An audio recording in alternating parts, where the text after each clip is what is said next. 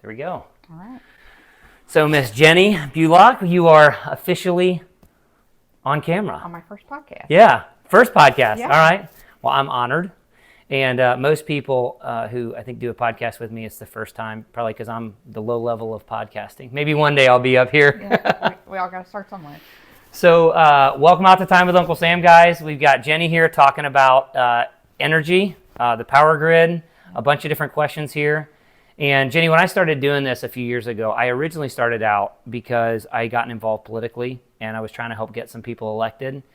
And instead of it just being name recognition or who has the most amount of money to spend on a campaign to put the most signs out, I was like, there's got to be another way for people to talk about issues. And I enjoy getting to interview candidates and find out their backgrounds, their stories, etc. I think what I enjoy more are the separate conversations when people don't have to worry about, do I say this the right way, Right. you know, and not accidentally say something wrong because you got a message for voters. This is just two people. I'm not running for election. I'm not running for anything. You're not running for anything? Okay. Ever or no? Not interested. Not interested. Okay. Well, you haven't talked to me yet because I'm pretty good at talking people into running for stuff. So I have some other personal priorities. All right. Our daughter has cystic fibrosis, so all my free time we spend fundraising for that. Okay, cool. So, but I'm glad you're involved in helping out with another area. So, Yeah. for people around the issue of energy, before we get into that topic, who is Jenny Bulach? Where'd you come from? What's your story? And we'll start with that. Well, I grew up on Georgetown Road in the county, Okay. outside of Bright, and I went to Purdue University for mechanical engineering. Got my bachelor's in that. For the first few years of my career, I worked at Aurora Casket Company as a manufacturing engineer. Really? Yep. And then Okay. I got promoted to operations manager of one of the departments there. And So then was that when Aurora Casket was at the new place out on 50 or the old place? they had both going. at They the had same both time. still? Yeah, we still had the downtown and uptown. So we were talking before we got started here. My parents had decided to buy a house in Dearborn County because they didn't like being too close to the airport when they came to the tri-state Yeah. to move. And they actually bought the old Barrett house, who was partners with the Backmans. Yes. And so I was right across the road from Mr. Backman Sr. Okay. And grew up, as I got older, it was stacking firewood for them and just wonderful people next door. So Aurora Casket was like the big deal, although I'd never been there and didn't know where their facilities were. But apparently we moved next door to some important Yeah, people yeah. and some people really well liked in the county. So, all right, so I both worked at locations? yeah. Okay. So as an engineer, we supported both plants. Okay, gotcha. And then I had an opportunity to get a performance engineering position at Miami Fort Station, Okay. upriver. Yeah. So I worked there for several years. It was Synergy at the time. It later turned to Duke Energy. I worked there. Our son was born in '03. And then I transferred to corporate. A little bit easier when you got small kids than the 24/7 power plant operations. I'm sure. And then after a few years of that, I was promoted as senior engineer and doing different roles in the corporate world. And my job got transferred to Charlotte, North Carolina. Yeah. And we said, this is home. A job's a job. And we made some good family decisions and said, we're going to stay here in this area. So I was able to land a job still within the company, and I became ops manager at East Bend Station in Rapid Hash. Okay. So the power plant down there. So all my background in operations is really coal power plants. Okay. And then eventually I was promoted to plant manager of East Bend and Gallagher Station, which is in New Albany. So I went back and forth between the plants. Okay. My claim to fame personally is I was the first female coal plant manager at Duke. And Really? That is quite an accomplishment. I can't really say if I know if anybody else did that after I left. So So you still hold the record. I don't know. So if there's any young girls out there and you want to challenge, now that the bar has been set. So after a number of years of plant management, Duke was very good about relocating people, which was how I landed back at the plant to begin with. And I made a decision to leave Duke and work in the software world. And what I do now is help utilities across the country improve their business processes so they're more efficient. So instead of spending all their time looking for data, we help them make business decisions about the data. Okay. So it's think about digitizing records like drawings, Okay. using some AI type reading devices so that you can expedite that further. I can give you a lot of examples of when I was at the power plant that about. So so you started in 2000, 2001 there? Yeah. When did you make a transition from? About 10 years ago. Okay. So we're like 2016 timeframe? Yes. Yes. Okay. So you switched from energy production to supporting energy customers across Americas. Okay. So now I travel to customers. Okay. Like Duke Energy, like REMC, and help them become more efficient and use our data in better ways. Okay, gotcha.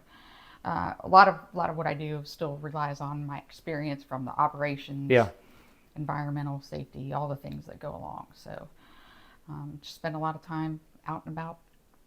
I was in Texas last week, going to New York this week, so really see a lot of utilities. So it's interesting when you start out at like bottom of the food chain, entry level. You always look at the people up top, and you're like, man, they just travel around, tell people what to do, and then you start, and you like the further up the food chain you go, you start looking around like there's fewer and fewer people who can actually do this and are willing to do this. In every industry is like that. It's like there is ample opportunity if you're willing to grow and become and be responsible and provide solutions. People are looking for answers, and it doesn't matter what the industry is. No, and you meet a lot of interesting people in the process. The experience that you lose when somebody retires is irreplaceable. Yeah. So what we're trying to help companies do is help digitize some of those processes, use standard procedures that are easier traced, easier followed, easier updated. I mean, we had a lot of digital issues when we were at the plant. If we had a procedure to start up the unit, well, every supervisor had a procedure. None of the two were the same. So there's no standardized?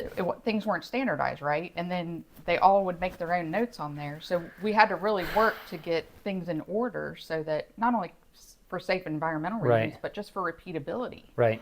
So that experience is what I help customers do today. Gotcha. All right. So jumping into the things with, if somebody's new to the topic of energy and the grid and everything else, about 10 years ago would have been when you made that transition. I had hired a friend of mine to work part-time in our tree business. And we've got these, they're called fanner helmets. It's like a $500 headset setup. They're really, really safe. They've got shield guards on them, everything else. They're top of the line. And we paid to have these. I think the brand is like Senna. It's like a lot of people use them for like motorcycle helmets and things, but they're all Bluetooth in. So we can be working around crazy equipment. It can be windy, blowing, machines going, everything else, and we're all right in each other's ears. So when you're doing some technical, tricky stuff, you got rope, rigging, other things, you're dropping stuff. You need to be able to communicate with people. Yep. And then the rest of the time that you're cleaning up, doing mindless stuff, my buddy and I would just talk politics all day. And he had recently gotten into prepping. I'm not sure if you're familiar with what that is, but he was like, not that the world's going to end tomorrow, but what happens? I got to be prepared. And one of the things he started talking to me about real world scenarios, Sam, what happens if Hurricane Katrina hits and the power goes off and you don't have food? And because you think prepping originally, I'm like, what do you think, we're going to get nuked or the aliens are going to come? He said, no, just on a practical level. What happens if your power goes out? Yep. And he started talking about, we've talked politics and other things, but he would talk about things like, a lot of our bridges were built in the 1930s and they're not being replaced. And now county budgets are trying to do matching grants and replace bridges. I think our county engineer here locally does really well with that. But you got to plan out, and you got to try. It's a long process to get that caught up. Inspections. You got to know which one's the priority. Yes. Which one's the biggest safety risk. And for the last 20, 30 years, nobody had to worry about tax money for that. But now those bridges are like, you can't keep driving on those. They're 100 years old. So I'm excited about this conversation because the electric grid is in the same situation. Well, that's what he said. He said, we have one of the worst. Indiana's in a really bad spot. And he started talking about there's 7 different grids throughout the U.S. I don't know if all this is true. This is me going back to 10 years ago. Good memory. It's like, and Texas is in the best spot because they got their own thing. And if that goes down, Texas is going to be by itself. So I'm thinking about all this stuff. We should talk about Texas because they had to freeze, and them being isolated was the worst thing that happened to them. Really? Not too long ago. Yeah. Okay, so I'm just spewing from word vomit from 10 years ago. And ideally, that was Texas's plan. They belong to the group ERCOT, which manages their area of the grid. And now they're trying to tie into other areas because all those plants weren't designed for the cold, and everything froze up. The wind turbines, the gas-fired plants, everything froze up. They couldn't even start the grid up. And when you're isolated like that, you can't bring it in from an area that is designed to run in the cold. Wow. So they were in big trouble a few years back. So you learned something new. People lost a lot of things, months of food, etc., because they were out 10, 11 days. Yeah. Well, so that was what my buddy was talking about. Yeah. So I had this, like it's always been an interesting topic that before my buddy talked to me, I didn't know I was ignorant on. And then I knew I was ignorant on, and it's been like, and then he was only with us for a season, and he only knew so much about it, so we'd talk about other things or whatever else. But whenever somebody had reached out and said, hey, you need to have this Jenny lady on, she's super smart, knows tons about, the issue, I think it'd bring a lot to to help people think about issues when it comes to development, or, the solar topic's a big topic right now, and I know we're not going to get into that, but just understanding what's going on in our country, what the situations are, things people need to be aware of. And I was like, you know what? I've been looking for something like that to teach me for like 10 years. So yes, let's do a podcast. Well, I'm excited because I am a geek about this stuff. Okay, well, let's geek out then. We go on road trips and I'm pointing out power plants to my kids. I'm telling them how many megawatts they are, what kind of tech they have, where that feeds to. I'm a super geek about it. All right. So are you going to buy when do you guys have grandkids yet or no? No, our son's 22. He works for a local machine shop guy. Okay. Somebody's dad you just had on here recently. Okay.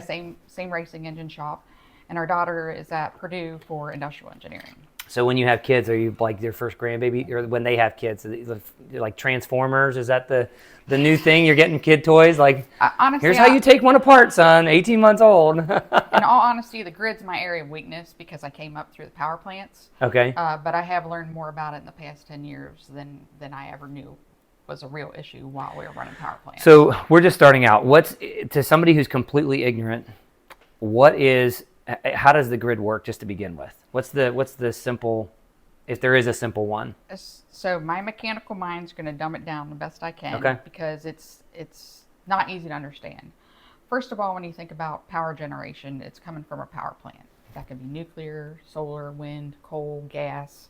There's typically two kinds of gas. Some kind of generation of power. Yeah, yes. Most of our power in this country still comes from fossil fuels, which is a concern because it takes millions of years to make those fuels that we're using up.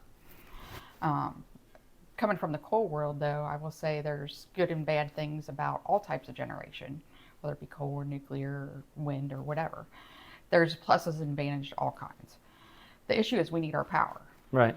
So how do you find a balance between that? So back to your original question. The plants make the power. Then they step up the voltage, typically to a much higher voltage, because voltage is like the pressure in a pipe. Okay. It's going to be able to push that power across long distances with the least amount of losses. Okay. So those are like the interstates, the high transmission lines. Right. The big towers you see, they're 69 kilovolts, 138. I think some areas of the country even have 745.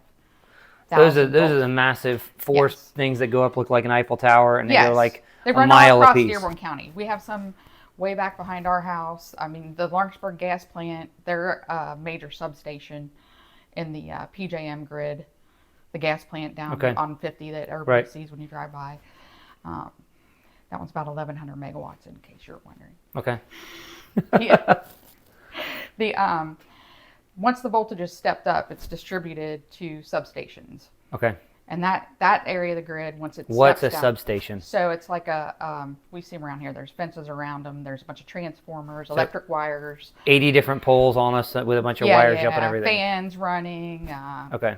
Connectors. There's ways to and switch gear. That does what? That steps down the power and steps down the voltage, and then it distributes to what they call distribution area of the grid. So typically in utility companies, there's transmission, which is the big wires, and then distribution. Distribution is for businesses and residences. Okay. And the reason they divide that up is distribution is a lot of projects at smaller voltages, and transmission is major voltage, big long distances. Okay. So if somebody is building a subdivision, they have to contact the local utility and say, I want to put 200 houses in this area. We expect the load to be this. And then the utility has to make models to figure out what type of substation am I going to need to support this? How's it going to be built? Where's it going to feed from? Is there enough power on the line to be able to provide for this many homes, et cetera, et cetera. So over time, as we developed our country, most of the major high voltage power lines were 60s, 70s, 1960s, 1970s. Okay. And they were set for overcapacity. So What does that mean? They designed them 3 or 4 times more than what they actually needed at the time. Okay, so they built them with room to grow. Absolutely. Okay. So, over designed. So lots of room to grow. Well, now we're 50 years later, and we've been creeping up on the demand by growing our country, and now we're at capacity with 50-year-old equipment. Gotcha. So there's a lot of areas in the country when you get in energy markets. The energy market is like the stock market. Yeah. Except energy has to be given and used at the same moment. So when you think about a battery, right? Right. You can turn it off and turn it on. Right. That's stored energy. Power plants make the energy that's needed in the instant it's being used. So at night, all the power plants have to reduce their load because nobody's running their washers and dryers. Otherwise, you're going to quote unquote blow the line. Or right. like a yes. water pressure. You get too much pressure, Yes. all of a sudden you're going to be busting Exactly. lines over. Okay, gotcha. That's a good way to say it. So, over time, we're running out of how many things can we add to the grid? Because now power plants have been retired, so you think, okay, well, they're retired, there's room.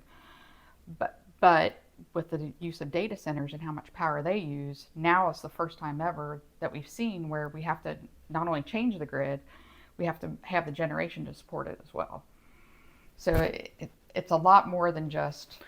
So even leaving, I do want to ask you about data centers, even leaving data centers out of it, what if data centers and AI weren't an issue, are we still creeping towards maximum capacity? And is there, when you talk about, is this all over the U.S. at the same time, or are there regions that are broken up into different power grids? I mean, we got lines running here. Are they running all the way up to Michigan? Are they feeding what's here? Where's our power coming from? Like, is it affect where Maine maybe doesn't have as much an issue? Question, Florida does. Sam. Sorry. So that's the where do you want me to start? Start with if we didn't have data centers and AI yet. What, going back to 5 years ago, what were we on the brink of? We were maintaining, right? So are we maxed out from the no, 1970s or no? No, because we were retiring power plants. Explain that. So what if we retire, aren't we going to be a deficit of power? Well, certain things were coming along the way. Energy efficiency. So, the government mandated more energy efficient appliances, compact fluorescents, then it went to LEDs. So, and our industry went overseas. Less usage. Yeah. Okay. So we were kind of riding this steady line. And then we retired a bunch of plants. And people think we retired them for various reasons. Mainly why coal plants retired was because of 2 things. Environmental regulation. When you drive by a coal-powered plant, you don't realize 80% of the equipment in that plant is for pollution control. Really? So after you burn the coal and make steam and the turbine and generator run, everything else is just to help with pollution. There are precipitators that remove the ash from going into the atmosphere. There are flue gas desulfurizers that... if you've heard of acid rain, right? Yeah, They stop the acid from going into the atmosphere. There's SCRs, selective catalytic. They're like a catalytic converter in your car. They remove the NOx from going into the atmosphere. All that equipment is mass capital investment and mass maintenance. And as that equipment gets older, the more maintenance you have to spend to maintain it. That on top of, we started fracking the hell out of natural gas in this country. So as natural gas prices came down, it made gas cheaper to generate power than coal. Okay. So you think back when we were trying to have coal make a comeback, even if all the environmental regulations went away, coal still is very challenged right now because the gas prices are so cheap. And when I say gas, I mean natural gas. Right. We all know there's a different kind of gas issue right now, and the natural gas will follow. So it just really gets crazy with the economics behind it matter just as much as the environmental. Right. So when we started closing those plants, I'm just thinking in terms I understand. Like if you've got diesel fuel emissions things on your tractors or your diesel trucks or whatever, sometimes when it gets to the point where those are so bad, it's cheaper to just go buy a new truck than it is to go actually revamp the old one. Right.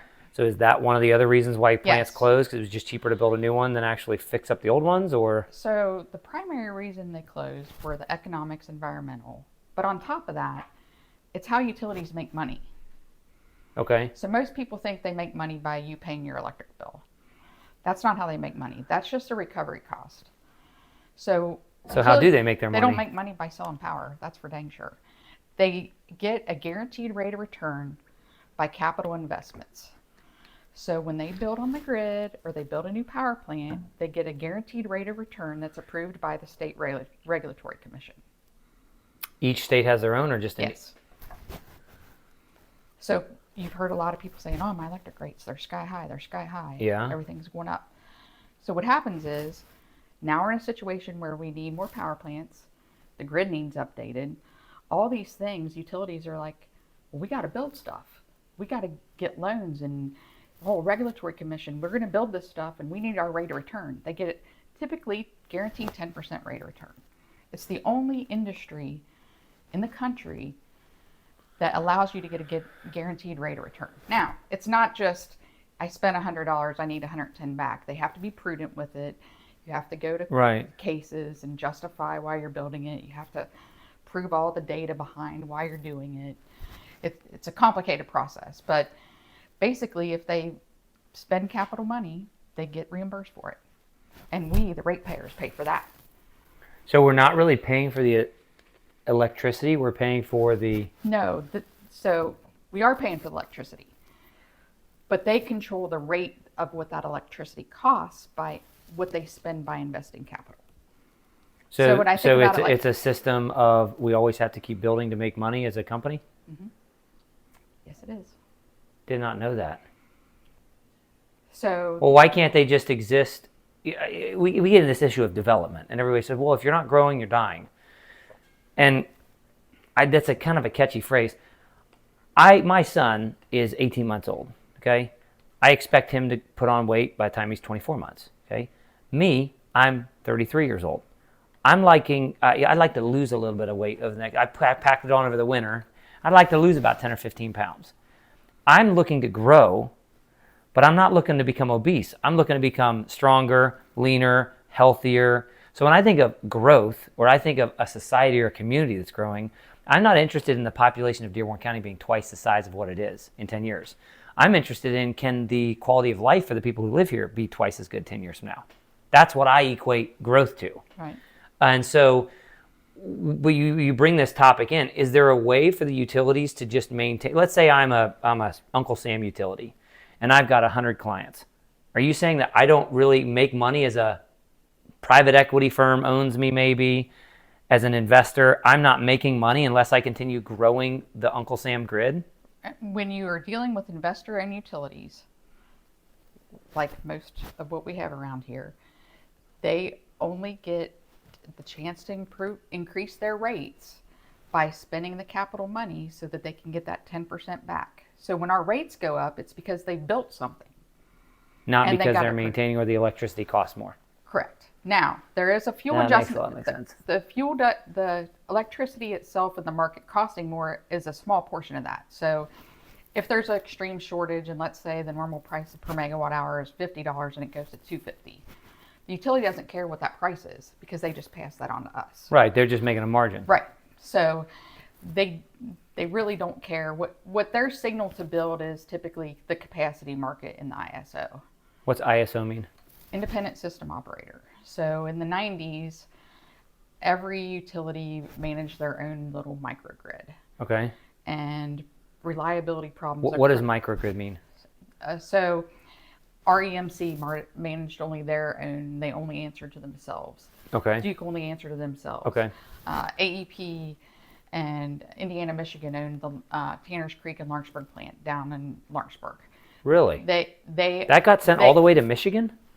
Okay, the name of the company was Indiana and Michigan. But yeah, it goes far. I mean, we're gonna be How much? talking about How much do they lose when you send it that far? How much It electricity? depends on the voltage, and you're asking me electrical engineering questions I don't know the answer to, but Okay. the reason they step it up is because the losses are less. That's why they crank the voltage up. When you get into, I want the power from that Lawrenceburg plant to supply Dearborn County first, Yeah. it doesn't work that way because it's being stepped up and sent to this big pool of energy. And I told And then it steps down from there. right, but you don't know if you're getting that power plant's energy, East Bend's, Miami Fort's. Because there has to be constant pressure for everything. Exactly. So you really don't know who's getting what. That's so back to the ISO. The ISOs were developed because every small company was managing their own grid. And they said, this is making the rest of the area unreliable. In fact, a specific incident, August 14th, 2003, First Energy caused a blackout across the country. I remember this because I was at Miami Fort the day it happened, and luckily we were able to isolate from the blackout and protect Cincinnati and all the other areas we fed. But they had a tree trimming problem, vegetation management problem, and one of the sensors failed and they didn't catch it, and it created a series of tripping events that caused power plants to trip because the voltage was wonky. Yeah. There's protection systems so that the power Right, plant just like a breaker in your house Exactly. flips or something else. So a whole bunch of power plants came offline, and next thing you know, New York and everywhere else up the East Coast is out of power. And the government said, "Oh, we can't have that again. We're going to make more. We're going to make you utilities work with each other." So the ISOs got really strong after that event. Okay. Some of them were in play, but that event really woke people up. Like, bad things can happen if we're not working There needs together. to be collaboration. Okay, Yes. I gotcha. And the ISO doesn't own anything, so they just manage it. So they don't own power lines, they don't own power plants. There's a whole, when I say it's like the stock market, every day there's a bidding system of your power plant bids into the market to figure out what load you're going to run at, what capacity you're going to run at. It's a complex thing, but the ISO is supposed to be independent, so they don't bias anybody. They run off of strictly economics. Okay. Who decides who's that ISO? Is They're there like a board?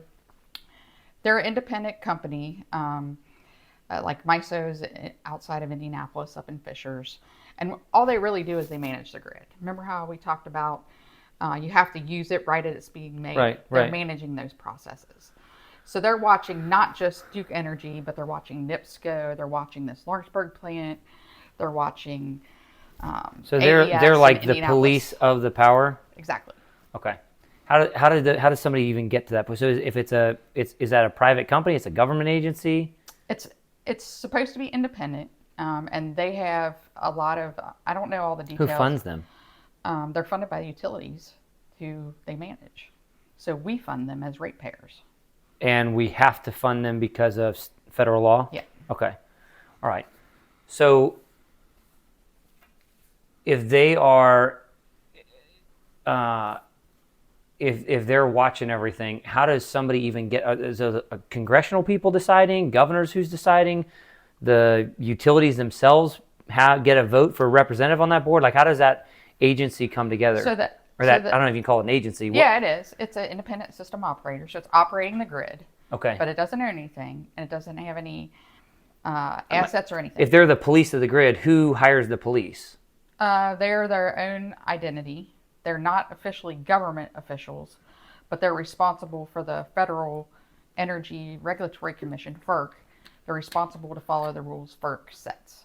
Okay. And they're independent so that, Duke is adjacent to NIPSCO, the north part of Indiana. So it forces collaboration. Absolutely. Well, Okay. it makes them independent. So they bid only to MISO, and they're not dealing with their neighbor. So before the ISOs, if Miami Fort plant tripped offline, the Cincinnati Gas and Electric guys would have to call Dayton Power and Light and say, do you have power we can have on our area of the grid because we're out?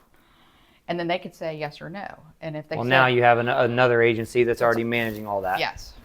Okay. Do you think that was an improvement? It was expensive for us ratepayers, right? Because now you have more watchdogs. But How much did it really add? Another 5%? I don't know. I never did the math behind it, but I mean, now you just have another entity Right. monitoring and doing all the things that another company was already doing themselves. Is it over? But wasn't it kind of necessary to have some redundancy? It was important for the reliability of the grid, Okay. so that people weren't doing stupid things in their own little area that created problems elsewhere, like Okay. not trimming your trees well enough, Gotcha. or not updating your sensors to monitor things so that you make the whole East Coast black out. So how many energy grids are there in America? Are we I all have no tied idea. together? Not all of them are tied together. They're interconnected. I mentioned Texas was isolated for a long time. They're trying to correct that problem because while it can be good in most scenarios, when it's bad, it's really bad. Because there's no backup then. Correct. So most everywhere is interconnected in some fashion. That's why your power stays on more than it did in the early part of the 1900s. Right.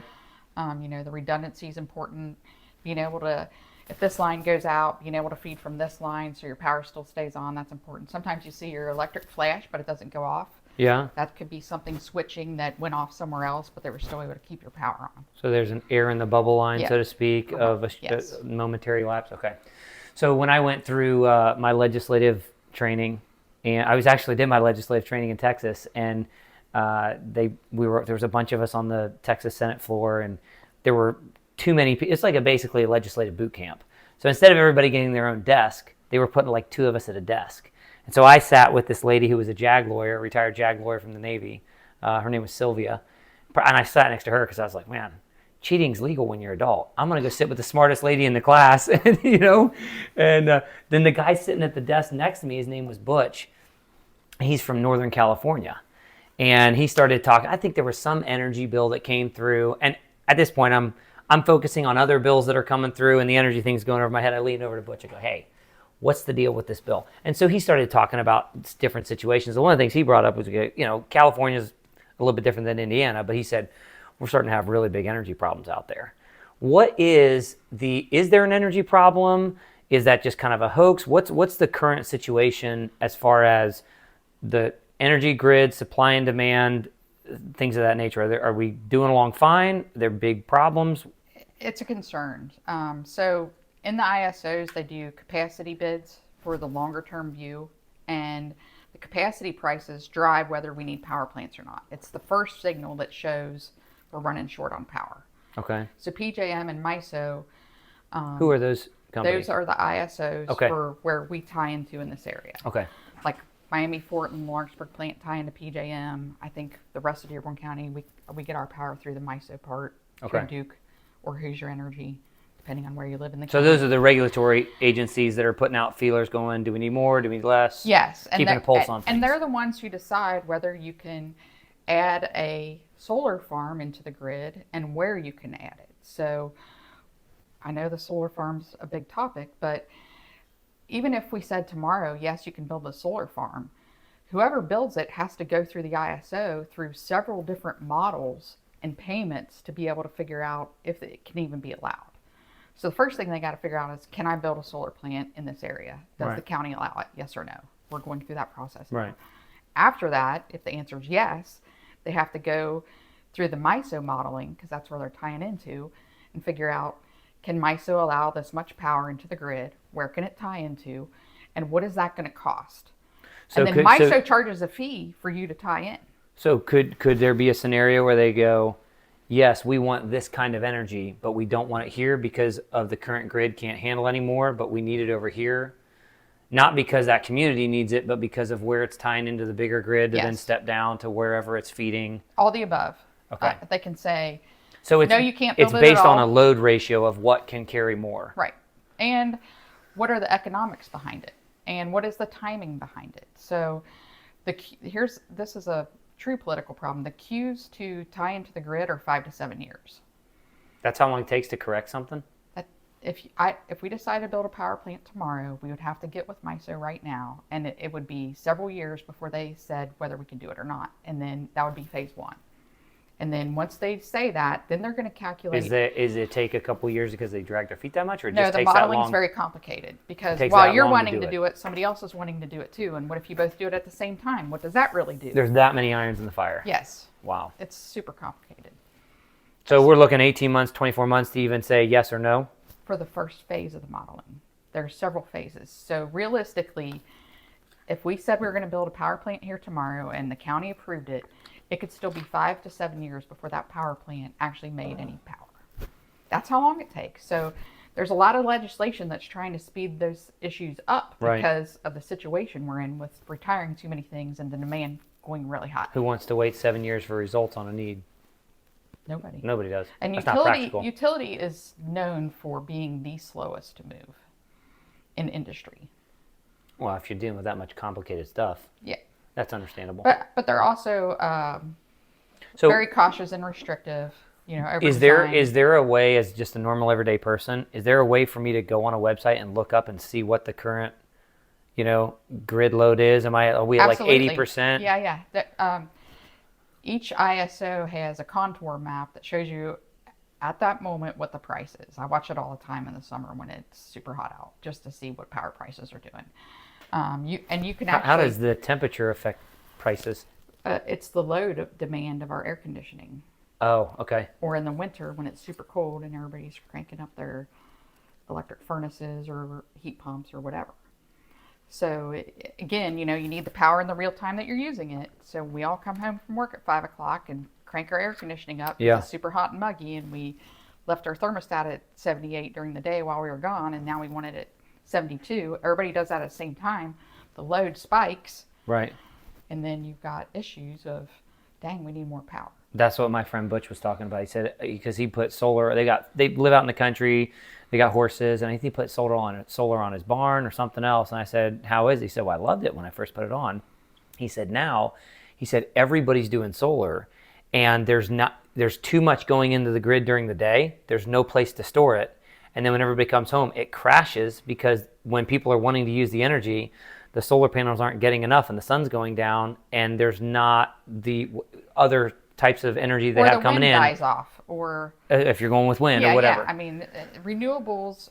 There are a lot of reliability issues with renewables until we get the battery storage figured out, and that's pretty new tech when you think about making power for 150 years. That's less than 10, 15 years as the energy storage facilities. Wow. So what are your concerns? Sitting as a professional in somebody's work, when you're around the dinner table, if your kids ask you, what are your immediate 2-3 concerns about what's going on with energy? I mean, I want people to be able to afford to pay for the energy they want to use. And if you want to keep your house at 64 degrees in the summertime, I think that's your right. But if you can't afford to do that, and we're to the point... Or if there's no electric coming anyway. Right. We got problems. Right. My concerns are the cost of electricity continues to go up. The demand is on an increase. I want to see some legislative parameters around data centers so that we, the ratepayers, do not have to pay for the infrastructure that the utility builds because of that data center. And some things in the state are... Because if they have to put in a massive amount of investment and then they're making 10%, the current ratepayers are the one who pay for that. Yes. Now, if the legislation says that, hey, data center, you're going to have your own power plant at your own facility and not tied to the grid, then... Is that a viable option? Under an executive order, it's viable for as long as that president is president, and if it's not a law, then... No, I'm not saying that. Let's say Congress passed a law or the state of Indiana passed a law. Is that like doable for data centers to operate that way? Well, then you have the question of, do you want tech people running power plants, right? So let's say they want to put a bunch of small... This is complicated. It is. If you want to put a bunch of small module reactors at these data centers, which are nuclear. Right. Yeah.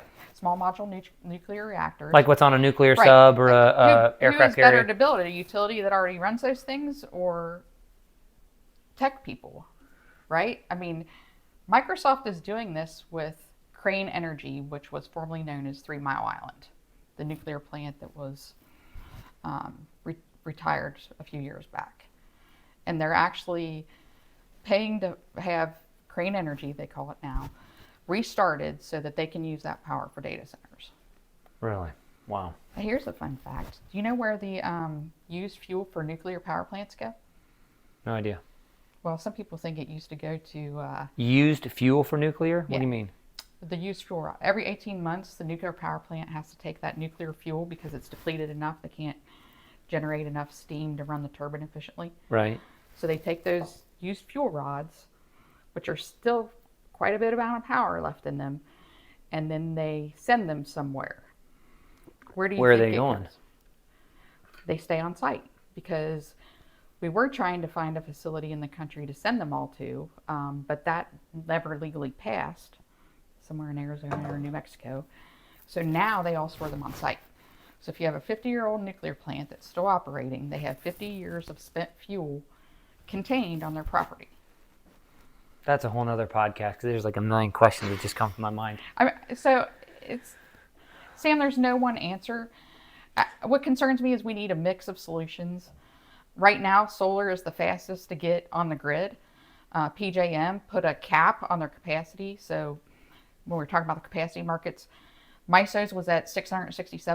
PJM's model was so high, they actually did not have a capacity auction for 18 months because they were concerned about the signals it would send, how short they were. So they put a cap on it for 2 years while they're figuring out what can we do to meet these data centers. Because one of the biggest areas of data centers is outside of DC in Virginia. And that's creating load that they have never seen before. So is there an option? So I've got a couple buddies, a buddy of mine in the military who was in Virginia, and he put solar on his house, then moved. Another buddy of mine just up the road actually put solar on his house. Loves that he actually gets a check from the utility. No, it's not a check. He gets a credit. So he said, summertime, I said, I pay no electric bill. He said, and I had my investment of solar, but it goes into the grid. I get paid on it, and then I have to pay in the wintertime, but I like the credit kind of balances itself out. He really loves it. Is there an option to start making more, if solar's the fastest, is there an option to encourage people to start putting more of that on their houses? Does that get in quickly with the current grid states then? are making that mandatory. Any new home that's built has to have solar panels on it. Really? Not Indiana, but there are quite a few states that are mandating that. But it creates more cost to us ratepayers because the grid was designed for one-way flow from power plant to your house. Now, if you want to put solar panels on your house, for one, you have to buy them yourself. And then you have to have all the equipment. So you might need some batteries, or you might be able to. My buddy doesn't have battery systems at his so place. he flows it back to the grid. He either uses it all and some from the power company, or he sends it to the grid if he's not using enough. Well, there's no way that you can send power to the grid right now from your house because the utility didn't put that equipment on your house. So it needs to all go the same direction. You can feed back into the grid, but they have to make some changes in the tech to accept flow that way back to the grid. And if you have 50% of the homes all It's of a like sudden... a check valve, right? Yeah. There's a check valve that doesn't allow you to send power out. Yeah, So but it now, can come now in. you need a two-way check valve. So now we have to go change out all the check valves. Yes. And that's a massive infrastructure Yes. upgrade. And so for the utility, it's easier to have a independent power producer, which we didn't talk about those yet, independent power producer that they can buy power from than it is for our 20,000 homes in Indiana to try to put solar panels on after the fact.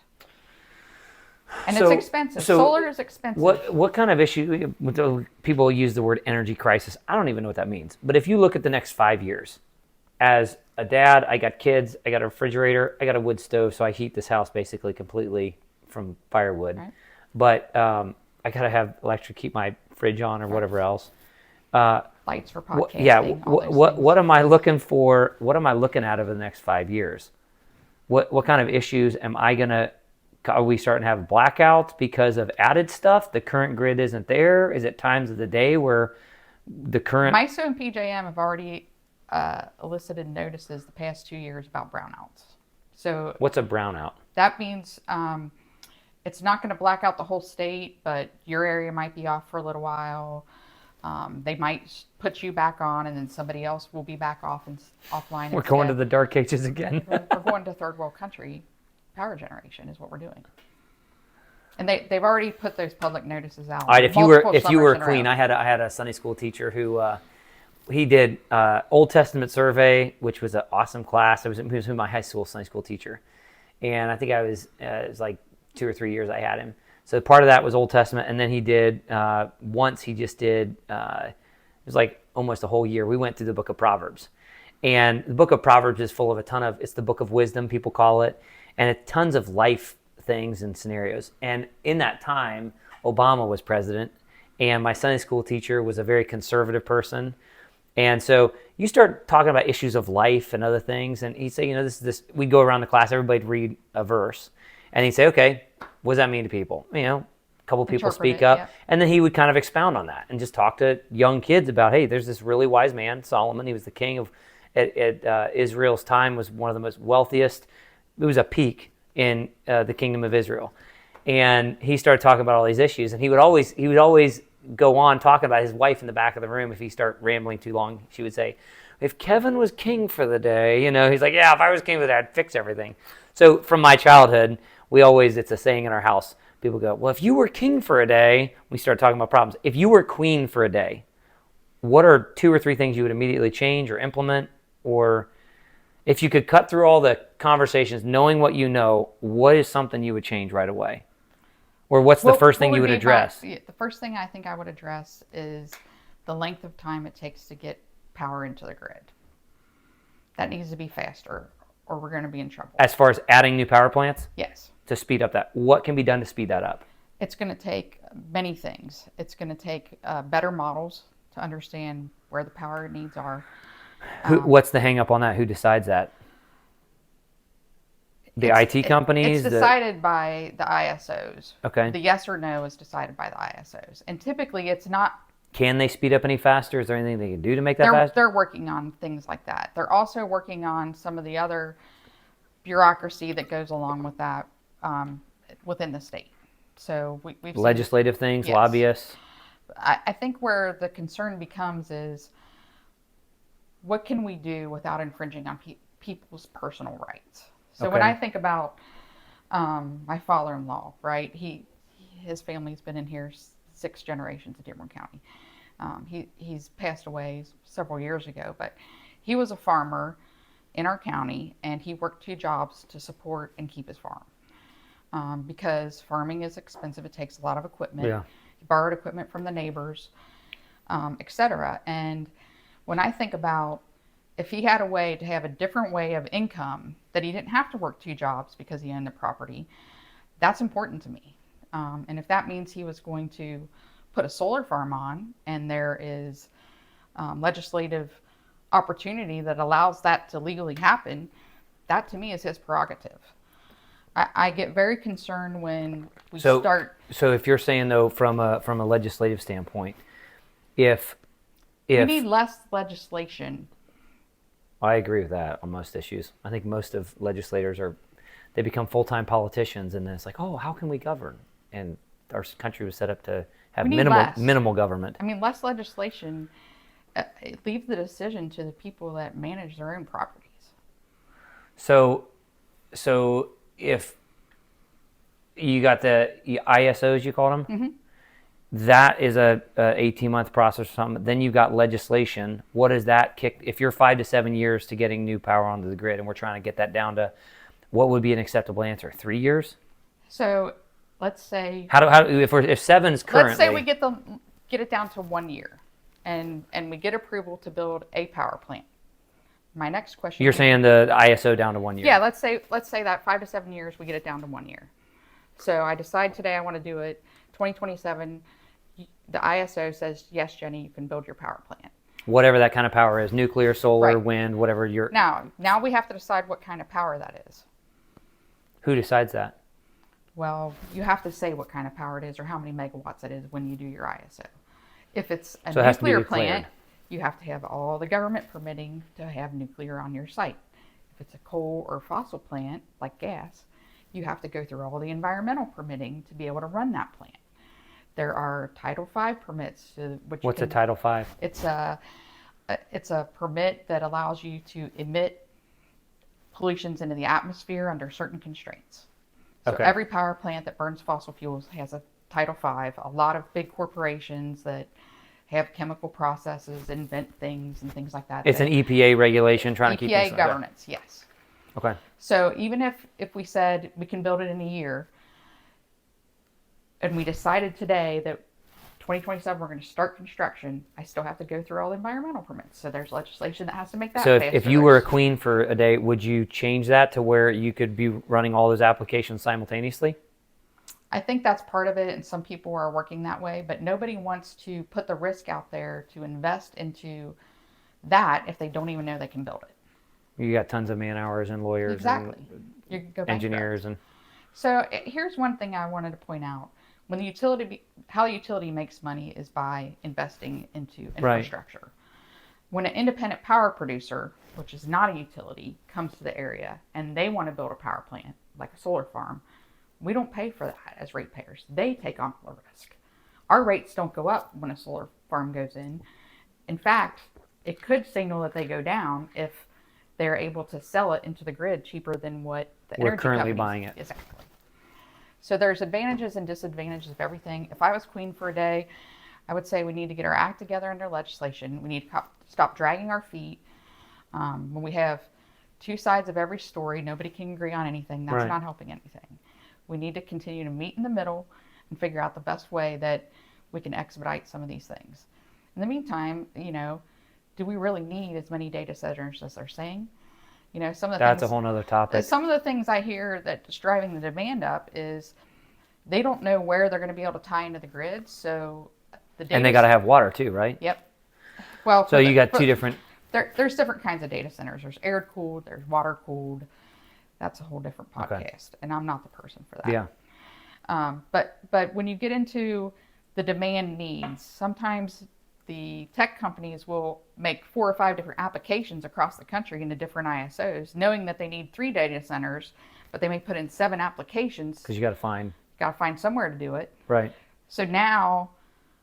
And you're 18 months waiting on a reply on which and ones. It's looking like, we're going to need 7 across the country, but the ISOs don't really know which ones are going to go in where. So then at the end of the day, let's say they all say yes. We've predicted this growth of 7 when it's really only 3. So I think there's some of that going on in the industry as well. Okay. Does that make sense? Yeah, well, they're overshooting it so they get my one. concern, just on what you've educated me so far, my concern is that you're kind of going towards a cliff and the parachute isn't even on somebody's back. Yeah, we can jump off the cliff and glide, but at what point do you get to a point? I mean, is it like, I at Dearborn, Michigan, or no, it wasn't, Flint, Michigan, where they had that water issue? Mm-hmm. That should have been addressed a long time ago before there was a crisis and people need water bottles and the Red Cross is coming in. My father-in-law runs a water utility. He's one of the top managers, and it's interesting hearing about the issues that they have based on where they get their water from, just from things like, well, we get our water from wells and they're coming from here, and so our temperature of the water is different, so we have less infrastructure problems, or we have different infrastructure problems or water treatment things, and then where that water flows. I mean, it's really fascinating to learn about that stuff. My immediate concern, just on what you've educated me would be on, is is it true to say that there's a big potential flip with AI and data centers that's now going to completely change or fundamentally enhance, or It should. as far as the grid is concerned? Theoretically, AI should help and make things more efficient so that you don't need as much in other areas, right? So they're saying AI is sucking this much power, but if it's able to make the true efficiencies that everyone says it's going to do, it's new, right? Nobody really knows what the full capability is going to be. It's going to change every 6 months because it's just a fast tech. Yeah, I think even if they were able to grow at the rates they wanted to grow, there should be some efficiencies come out of that, right? Maybe AI can help solve some of these long modeling system issues of what's taking these ISOs. So now you have one AI computer getting it done faster instead of 50 engineers working, and now they're using less power. AI is such a black hole right now. It's such a new tech. People don't even really know how to use it or what it's capable of, myself included, right? I mean, you can use it for anything, but how are we going to use it to make us better? So is one of the solutions, if walking out of this, if you get the third person at the table who's been listening to us for the last hour or so, what are the top 2 or 3 things that they should continue thinking about over the next year or 2 years? Because it sounds like this conversation is going to continue to change and Evolve. and shift. What are the 2 top issues people need to be thinking about? They need to be thinking about how can we get more power sooner, and what legislative limits do we want to put with that. The more usually equals longer.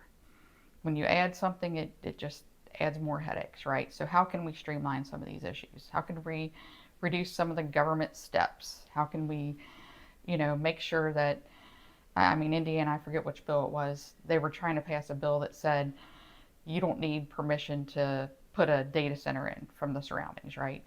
House bill. Whatever it was. Yeah. That was an attempt to speed up a process. Yeah. But guess what that infringed on? Property rights. Yeah. And local zoning ordinance and local control. And so, there has to be a balance somewhere. I don't have the answers. Like I said, I'm not into politics. I am concerned about energy shortage.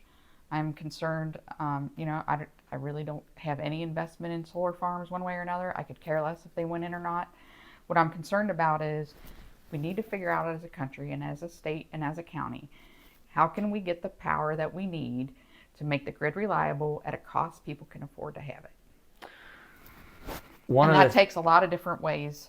It's not one answer. One last question here, and we'll wrap up. One of the things that I told you earlier before we got started that I grew up overseas. Yeah. And my parents lived and worked behind the Iron Curtain during Reagan's presidency. From age 3 to age 8, I lived just outside of Budapest, Hungary, in a small town.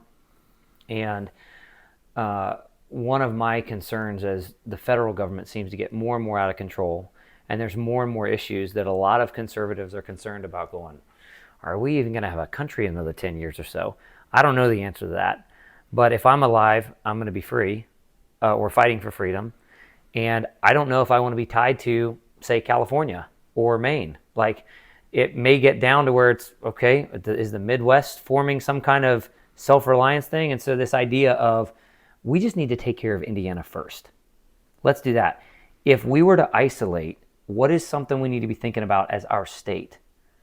As far as energy goes? As far as energy, because we kind of have to be tied into everybody else, but we need to have some kind of independence, but we need the things we need. So if we have to have data centers, we need some here. We can't afford for them to all be in Canada.